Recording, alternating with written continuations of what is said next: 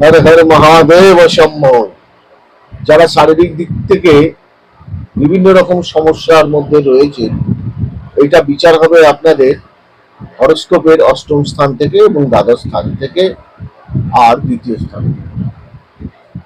খুব সমস্যার মধ্যে পড়ে রয়েছেন, শরীরে বিভিন্ন রকম রোগ দেখা দিয়েছে, তাদের ক্ষেত্রে বলছে তারা মৃত্যুঞ্জয় মন্ত্র জপ করতে পারেন, মৃত্যুঞ্জয় কবচ ধারণ করতে পারেন। এছাড়া শিবের বিভিন্ন রকম মন্ত্র আছে, সেগুলো জপ করতে পারেন, স্তোত্র পাঠ করতে পারেন।